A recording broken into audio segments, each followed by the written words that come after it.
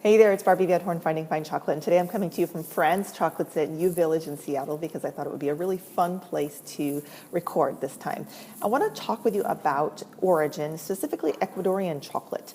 I've been doing some experimenting recently as far as tasting goes. I took all of the Ecuadorian bars that I had, and I had everything from Picari, like this, to Sacha, to Mana Chocolate, which is a new one out of Portland, and Palette de Dane, another new one out of Toronto, Canada.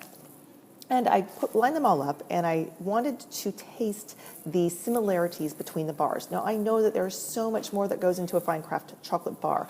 The not just the origin, but the region that they're grown in, as far as the terroir, the sunshine, the rainfall, the soil that they're dealing with, all sorts of things, the chocolate maker and how much impact that has on the bar. I know that those are there.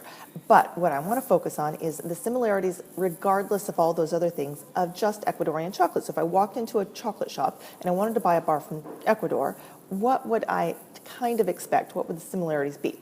Three things came up. Number one, there is an acidity that comes across as tart fruit, and sometimes that's a yellow fruit, sometimes it's much like a blueberry that's not quite ripe, so it's a little tart there, and sometimes it's as intense as a sweet tart candy you had when you were a kid. So that's definitely there in the Ecuadorian chocolate. The astringency is very, very low, but sometimes when I do find the astringency, it's more of a, not so much a flavor, but more of a feeling, and that is something I found to be more like a walnut.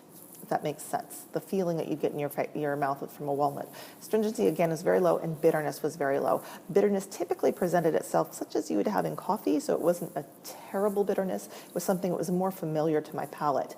So having said all that, the other thing that came through that was really interesting was notes of cinnamon. There's definitely some spice and cinnamon going on there in the Ecuadorian chocolate. So question of the day is, if you are a typical buyer of Ecuadorian chocolate, or you buy a lot of chocolate bars from Ecuador, what are you looking for in those bars? What are you tasting, and what are your favorites?